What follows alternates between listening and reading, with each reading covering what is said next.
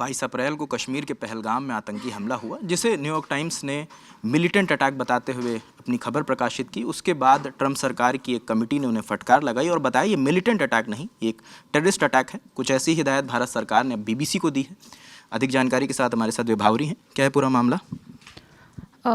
27 तारीख को भारत सरकार ने एक लिस्ट जारी की। 16 चैनल्स थे उसमें, यूट्यूब चैनल्स, पाकिस्तान के चैनल्स हैं, न्यूज़ चैनल्स, अलग अलग यूट्यूब चैनल्स हैं, टोटल 16 हैं जिन्हें भारत में बैन कर दिया गया है। कारण ये बताया गया कि ये झूठा नैरेटिव फैला रहे हैं और सांप्रदायिक हिंसा को फैलाने की कोशिश कर रहे हैं। ऐसे कंटेंट्स इन चैनल्स पे परोसे जा रहे हैं।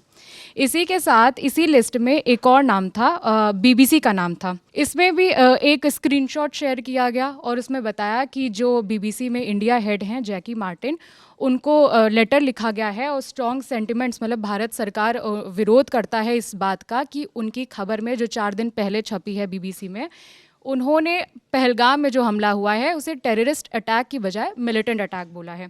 और एक नहीं 2 बार उस आर्टिकल में इस शब्द का इस्तेमाल हुआ है। और सबसे पहली जो उनकी ओपनिंग लाइन है उसमें बोला गया कि Pakistan has responded with tit for tat measures against India as tensions soared following a militant attack. तो इसके विरोध में भारत सरकार ने बीबीसी को भी लेटर लिखा है, जो इंडिया बीट के जो वहाँ पे हेड हैं। इसी के साथ एनवाईटी की बात बताते हैं। न्यूयॉर्क टाइम्स है जो, उसने भी इसी तरह की हेडलाइन दी थी। उन्होंने भी पहलगाम हमले को मिलिटेंट अटैक बताया था।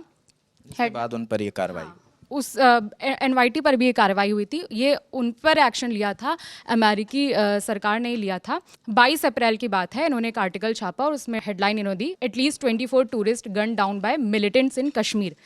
जिसके बाद अमेरिका के ही एक कमेटी है, सरकारी कमेटी है, house foreign affairs committee majority, जिन्होंने लिखा कि न्यूयॉर्क टाइम्स के उस खबर के स्क्रीनशॉट को उन्होंने शेयर किया और रेड बोल्ड लेटर से उन्होंने मिलिटेंट्स को काट के टेररिस्ट लिखा और साथ ही हिदायत देते हुए, फटकार लगाते हुए लिखा कि न्यूयॉर्क टाइम्स, हमने आपकी गलती को सुधार दिया है, वो एक आतंकवादी हमला था, ना कि कोई मिलिटेंट अटैक था। और जब भी इजराइल हो या भारत हो, जब भी टेररिज्म की बात आती है तो न्यूयॉर्क टाइम्स सच्चाई से बहुत दूर चला जाता है। ये उसी देश की सरकार ने मीडिया संस्थान को फटकार लगाई थी। उसके बाद अब बीबीसी ने भी वही उसी हरकत को दोहराया। उन्होंने भी टेररिस्ट अटैक को मिलिटेंट अटैक दिया कहा, जिसके बाद भारत सरकार ने उनको लेटर भेजा है। और ये भी यहाँ पे बता दें कि ये जो गृह मंत्रालय है उनकी सिफारिश के बाद ये भारत सरकार ने एक्शन लिया है। और इस लिस्ट में और कौन कौन से नाम हैं, एक बार अगर आप बता सकें। Don news, Irshad Bhatti, Samaa TV, ARY news, Bol news, Raftar, the Pakistan reference, Geo news, Samaa news sport, GNN, Uzair cricket, मतलब मोस्टली इसमें क्रिकेट के भी कई सारे हैं, राजी नामा और कई सारे, इसमें शोएब अख्तर का भी जो यूट्यूब चैनल है वो भी। तो यही उन्होंने कारण दिया इसके पीछे का कि आप सांप्रदायिक हिंसा को बढ़ाने वाले कंटेंट परोस रहे हैं और झूठा नैरेटिव चला रहे हैं, खास तौर से पहलगाम आतंकवादी हमले के बाद। यही एक चीज़ ये भी है, जो सरकार ने एक्शन लिया है, गृह मंत्रालय की सिफारिशें थी, उसके बाद सरकार ने एक्शन लिया। विभावरी, यहाँ 2 शब्दों का बार बार जिक्र आ रहा है, या एनवाईटी में भी वही जिक्र था और बीबीसी के साथ भी वही जिक्र आ रहा है, टेररिस्ट और मिलिटेंट, इन दोनों में क्या अंतर है? मिलिटेंट, जिसका शब्दानुवाद उग्रवाद है। अमूमन जो उग्रवाद ये मिलिटेंट्स होते हैं, ये सरकारी प्रतिनिधित्व या सरकार से जुड़े लोगों पर अटैक करते हैं, उनको अपना टारगेट बनाते हैं। उनका काम भी हिंसा को फैलाना होता है, वो भी हिंसा ही फैलाते हैं।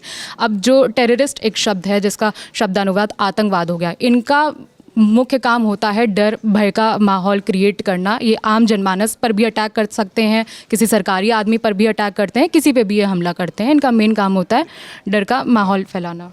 कुछ जोड़ें? ऐसा जो भी, अगर किसी को ऐसा कोई क्रांति तो चल नहीं रही है कि आप मिलिटेंट हैं और आप मुजाहिद हैं और फलाना है धमाका है। आप जो है अगर किसी सिविलियन को टारगेट कर रहे हैं या फिर इंडियन आर्मी के किसी जवान को भी टारगेट कर रहे हैं तो आप आतंकी हैं, हिंदुस्तान की नज़र में, हिंदुस्तान की सरकार की नज़र में और हर नागरिक की नज़र में।